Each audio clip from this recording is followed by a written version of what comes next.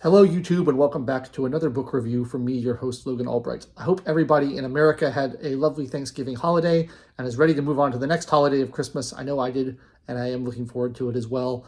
I also have my birthday this week, so it's always a very merry time of year for me. And I got some books for my birthday, which I'll talk about at some point, but not today. And I also went to the bookstore and bought some books, so I have a lot of reading to do. But today, I'm not talking about any of those. I'm talking about a book I read over the last week called Seven Gothic Tales by Isak Denisen. Isak Denisen is actually a pen name of a Danish author named Karin Blixen, and it was written in 1931. This is her first major work.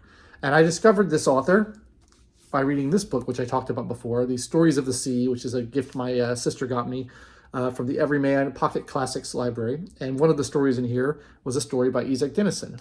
Isak Denisen was the pen name that Karin Blixen used when she wrote in English. She wrote in multiple languages, including Danish. But when she wrote in English, she tended to use this pen name. And I love the story that I read in the Stories of the Sea book, and I wanted to seek out more. That story comes from another collection of hers called Winter Tales, which I may get to at some point, but I wanted to read the Seven Gothic Tales first. And I really liked it. Well, I'm a little bit of two minds of it. I mostly really liked it. There's a few stories that I thought were a little bit rambling, a little bit boring, like needed to get to their point a little faster. But for the most part, the prose is excellent. For someone who speaks multiple languages, her mastery of English is amazing and impressive.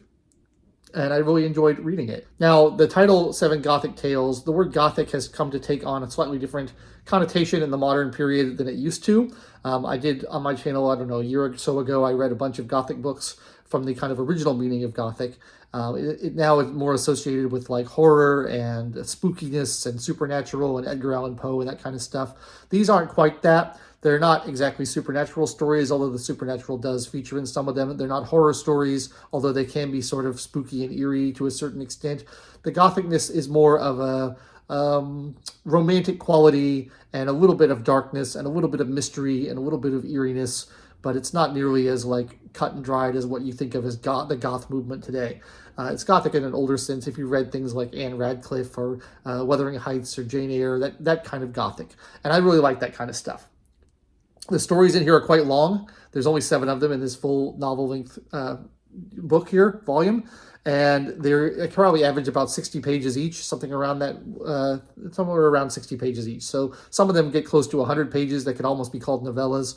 And I think a few of them go on a little too long and kind of outstay their welcome. But the prose is so good, and some of the atmosphere that the author creates is so good that I really did enjoy reading it a lot.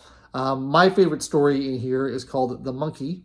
And I'm going to read you a passage from The Monkey because I thought it was particularly good prose, and I really respond to really expertly written prose, and it makes me happy. And there's quite a few passages in the book that I would consider comparably good to this one, but this is one that I really, really enjoyed. The story of The Monkey is my favorite story in the collection. It involves a young man who wants to marry, and his kind of elderly relative, great aunt sort of person who's a person of some importance is trying to arrange a marriage between him and this young woman named Athena.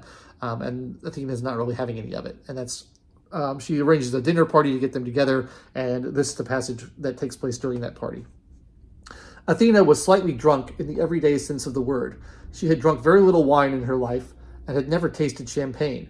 And with the amounts which the hostess of the supper party poured into her, she ought rightly not to have been able to stand on her legs. But she had behind her a long row of ancestors who had in their time lain under all the heavy old oak tables of the province, and who now came to the assistance of the daughter of their race. I love that. I think that's great. And there's a lot of great passages like that in this book. So if you are a fan of really expertly written prose, this will be appealing to you. It was published in 1931. As I said, it's the first of her major works, but she followed it with several other story collections, Winter Tales and Last Tales, as well as some novels. She lived in Africa for a while, and she wrote a book about Africa as well, but wrote this one when she was living in Denmark. There is certainly a sort of metropolitan, cosmopolitan quality to these stories. There's frequent passages in French or Italian or other languages. It's clear that this is very European, people who speak multiple languages, and there's sort of a traveler's tale component to a lot of these stories as well. I was reminded a little bit of the Canterbury Tales, people sitting around or getting in weird situations, and then they have time on their hands and they start telling each other their stories of their lives or strange things that have happened to them. And that sort of features in multiple of these. There's a lot of kind of nested stories where someone will start telling a story, and then someone with that story within that story will start telling a story. That sort of thing happens a lot, and that made me think of the Arabian Nights, where nested stories are a big feature of those. So I was reminded of some of those kind of older works of classic literature, like Arabian Nights, like the Canterbury Tales. It kind of has that kind of gather around the fireside and let's listen to a story feel to it.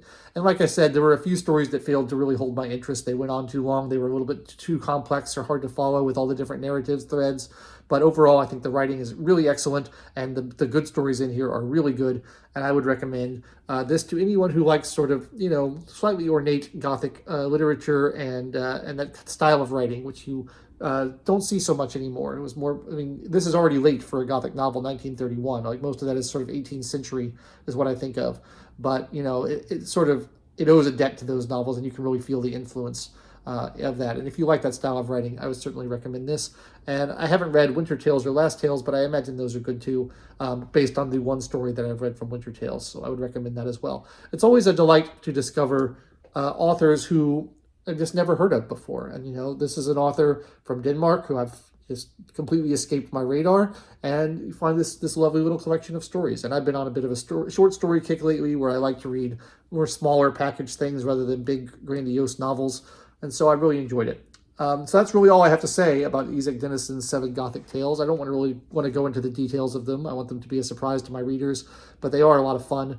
And I think you'll get some enjoyment out of them if you check them out. Let me know if you have read Isak Denisen or anything else by Karin Blixen, and let me know your thoughts on it. I'd love to hear in the comments. And if you enjoyed this review and got something out of it, and maybe discovered a new author out of it, please let me know.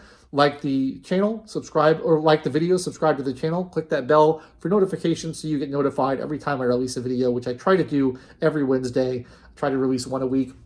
It's a lot of reading to keep up with, but I'm going to do my best. So I hope you enjoyed this. I've been your host, Logan Albright, and I will catch you next time.